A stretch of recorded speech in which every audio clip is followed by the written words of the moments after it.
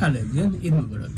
আসলে ঈদ বলতে আমাদের মাথায় প্রথমত কি আসে? ঈদ বলতে আমাদের মাথায় আসে সকালবেলায় রেডি হয়ে গোসল করে আতর লাগিয়ে আমাদের নতুন জামা কাপড় পায়জামা পাঞ্জাবি পরে নামাজ পড়তে যাওয়া। আমরা সবাই নামাজ পড়তে যাই। ঈদের কথা মাথায় আসলে শুরুতেই আমরা নামাজ পড়ার কথাটাই আমাদের মাথায় আসে বা আমরা নামাজ পড়ার কথাটাই চিন্তা করি। কিন্তু এবার আমার পা ভেঙে যাওয়ার কারণে আমার নতুন পায়জামা পাঞ্জাবি থাকা সত্ত্বেও ঈদের নামাজ আদায় করতে পারিনি।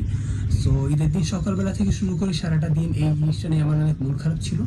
প্রতি ঈদেই সকালে আব্বুর সঙ্গে ঈদের নামাজ আদায় করতে যাই, কিন্তু এই বছর সেটা যাওয়া হয় নাই। সকালবেলা আমাদের বাসায় সবাই নামাজ পড়তে যায়, তখন আসলে যে খারাপ লাগাটা কাজ করে, এটা আসলে actually I have no words to express that.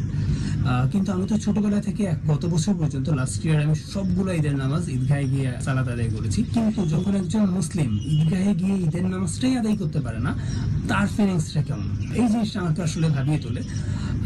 তখন আমার যেটা মনে হয় যে আমরা সবাই নামাজ পড়তে যাই, আসলে কি সবাই যাই? আমরা তো সবাই যাই না। আমরা বাংলাদেশে আমাদের কনটেক্সটে, আমাদের সোসাইটাল কনটেক্সটে আমরা শুধুমাত্র পুরুষরা সালাত আদায় করতে যাই। ঈদের যে সালাত আদায় করতে যাই, এটা ওয়াজিব বলা হয়। আমাদের হানাফি মাযহাবে বলা হয় এই সালাতটা আদায় করা ওয়াজিব। অনেকে এটা সুন্নাহ মনে করে এবং বিভিন্ন মাযহাবে এটা নিয়ে মতবিরোধ আছে। বাট ঈদের যে সালাত আদায় করা, এইটার যে সালাত আদায় যে করতে হবে বা এটার যে গুরুত্ব, এটা নিয়ে কোনো ডাউট নাই। কিন্তু প্রশ্নটা হলো, আমাদের যে ফ্যামিলিতে মা বোনরা থাকে, অর্থাৎ মহিলা যারা আছেন, তারা কি কখনো ঈদের নামাজ আদায় করতে যায়? আমরা আমাদের সোসাইটি থেকে বা বাংলাদেশে কি এটা দেখে অভ্যস্ত?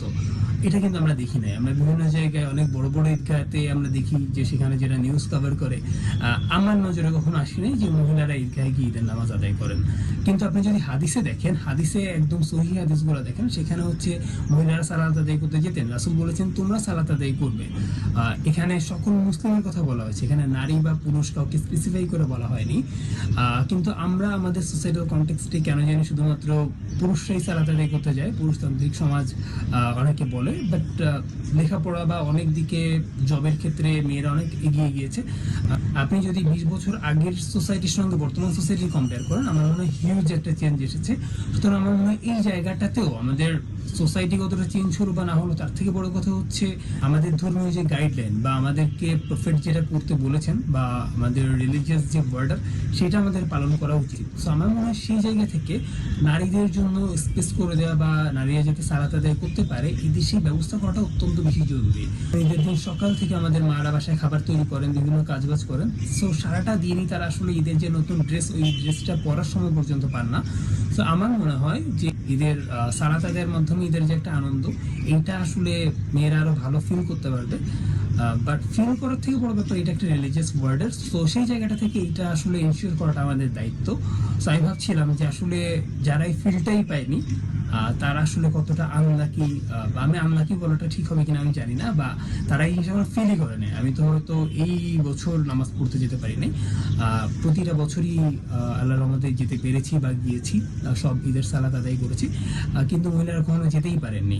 ইভেন আমি যদি ঈদুল আজহার কথা বলি, ঈদুল আজহাতে বলা হয়েছে, রাসূল নিজে বলেছেন, যদি ঈদের সালাত আদায় না করে পশু কোরবানি করা হয়, সেটা কোরবানি হিসাবে গণ্য হবে না। অর্থাৎ আপনাকে ঈদের সালাত আদায় করে আসার পর তারপর কোরবানি করতে হবে। এখন আমাদের সোসাইটিতে যারা নারী আছেন, তারা অনেকেই স্বাবলম্বী, তাদের নিজস্ব ক্ষমতা আছে, তাদের নিজস্ব ফিনান্সিয়াল ক্যাপাসিটি আছে, তারা নিজেরা কোরবানি করেন। কিন্তু তাদের এই কোরবানিটা হচ্ছে কিনা, এটা নিয়ে অনেক বড় একটা ডাউট থেকে যায়। সুতরাং ঈদুল ফিতর, ঈদুল আজহা সব নামাজই আমরা যাতে এইটা ইনশিওর করতে পারি যে আমাদের পরিবারের এবং আমাদের সোসাইটিতে মহিলা যারা আছেন, শুধুমাত্র পরিবার না, কারণ সোসাইটিতে এমন অনেকেই আছেন যাদের হয়তো বাবা নেই বা ভাই নেই। সো আমাদের সকল মুসলিম বোনদের জন্য বা সকল মুসলিম নারী সদস্যদের জন্য আমরা যেটা হচ্ছে নামাজ পড়াটা, ঈদের সালাত আদায় করাটা ইনশিওর করতে পারি, সেটা মনে হয় অনেক বেশি জরুরি। আমার মনে হয় এটা অনেক বড় একটা ইনিশিয়েটিভ হবে। আপনি যদি বাংলাদেশের বাইরে অন্যান্য কান্ট্রিগুলোতে দেখেন, সেখানে কিন্তু সবাই সালাত আদায় করে, সেখানে শুধুমাত্র ছেলেরা সালাত আদায় করে আর মেয়েরা ঘরে বসে থাকে, ব্যাপারটা এমন না। সুতরাং ব্যাপারটা একদিক থেকে যেমন মেয়েদের জন্য খুব ইন্টারেস্টিং হবে, সেকেন্ডলি আপনি আপনার রিলিজিয়াস যে ওয়ার্ডার, সেটা আসলে পারফর্ম করার একটা ওয়ে যদি তৈরি করতে পারেন, আমার মনে হয় যে এটা আসলেই খুব ভালো একটা ইনিশিয়েটিভ হবে।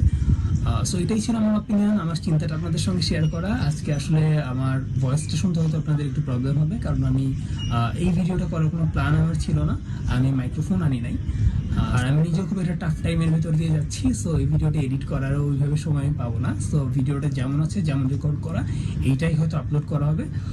সো ভালো থাকবেন, আমার জন্য দোয়া করবেন। খোদা হাফিজ, দেখা হচ্ছে নেক্সট ভিডিওতে।